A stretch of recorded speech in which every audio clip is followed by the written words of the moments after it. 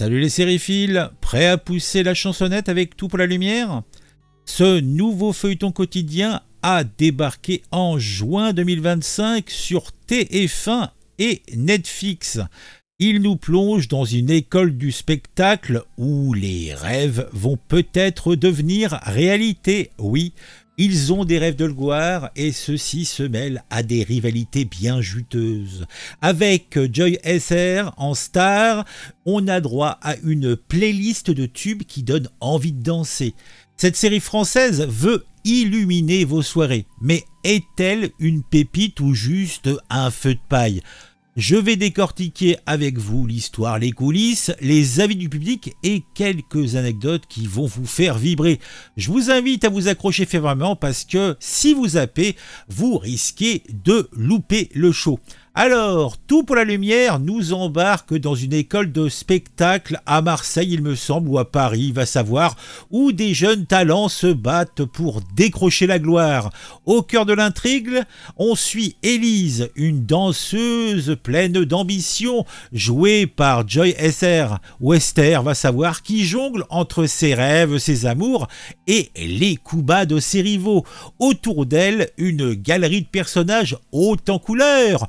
Il y a Maddy, la chanteuse au grand cœur. Il y a Santi, le prof charismatique avec un passé rock et une poignée d'élèves prêts à tout pour briller.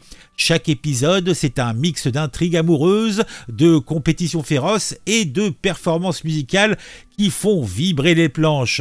Ce qui donne manifestement du peps à la série, c'est son mélange de drama et de musique. Les rivalités dans l'école rappellent les clashs de Glee, et ça serait un Glee à la française, tandis que les chansons, des reprises de tubes connus, ajoutent une touche festive. Les thèmes de la série, c'est l'ambition, c'est l'amour et la quête de soi. Tout cela est servi avec juste ce qu'il faut de soap pour vous scotcher au canapé. Si vous aimez les séries où les passions s'enflamment sur fond de mélodie, ce feuilleton est fait pour vous.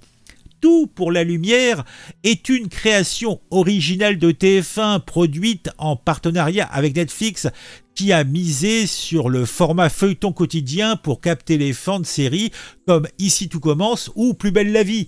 Lancée en juin 2025, la série se distingue par son ambition musicale avec 27 tubes inédits. Oui, 27 tubes plutôt écrits spécifiquement pour être des tubes, pour aussi remplir les réseaux avec leurs mélodies entêtantes. Sous la direction musicale de Santi, ancien batteur de Mano Negra, le show mise sur des performances live pour donner un coup de frais au genre.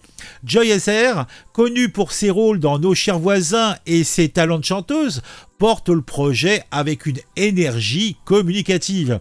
Le choix d'un cadre scolaire n'est pas un hasard. Selon une interview sur Télé Loisirs que j'ai lue, les créateurs ont voulu mixer l'univers compétitif des écoles du spectacle avec le format addictif des soaps quotidiens. Résultat, une série qui vise à la fois les ados et les nostalgiques des feuilletons d'antan, avec un rythme qui ne laisse pas le temps à l'ennui de s'installer. Dans les coulisses, Tout pour la lumière a des histoires à raconter. Saviez-vous que Joy SR n'était pas le premier choix pour le rôle d'Élise ? D'après un post trouvé sur X, TF1 avait d'abord approché Jennifer, la chanteuse, qui a décliné pour se consacrer à sa carrière musicale. Joy a sauté bien sûr sur l'occasion, et avec les deux pieds. Et elle a son expérience, début de carrière dans les comédies musicales, et ça a fait mouche. Autre pépite dans les petites anecdotes, les chansons de la série sont des reprises de hits, mais les droits musicaux ont coûté une fortune. Santi, le directeur musical, a même rejoué certaines parties de batterie pour donner une vibe rock à certaines scènes. Le tournage, lui, s'est fait dans un vrai théâtre, transformé en école pour l'occasion, ce qui donne aux performances une authenticité qui claque. Dis donc. Et puis, il y a aussi cette rumeur qui circule.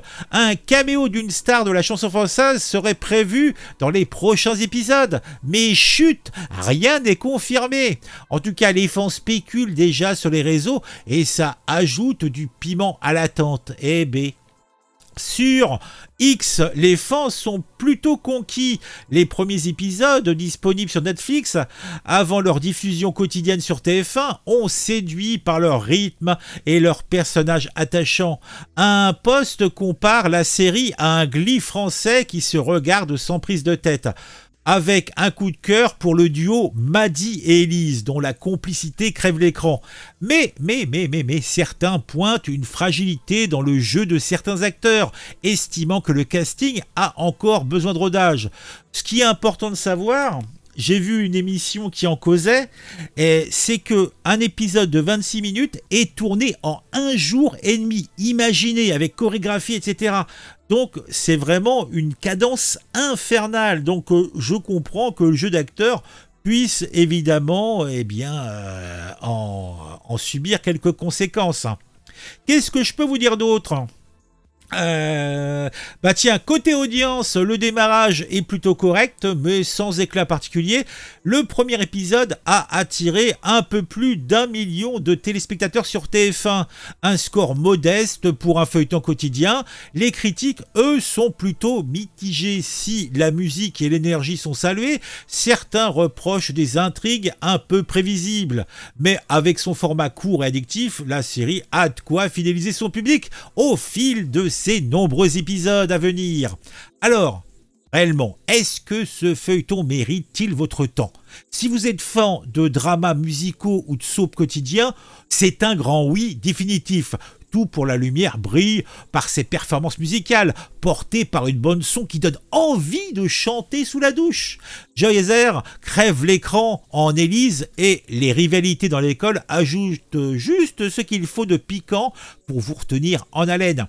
Le décor, un beau théâtre, a priori c'est le théâtre des Frères Lumière, il me semble, je ne sais pas trop, transformé en école, donne une touche d'authenticité qui fait grand plaisir. Côté rythme, le format quotidien 20-25 minutes par épisode est parfait pour une pause détente, mais les intrigues, parfois un peu convenues, peuvent freiner les plus exigeants. Pour les novices, la série est une sorte de porte d'entrée dans le monde des feuilletons de ce type-là.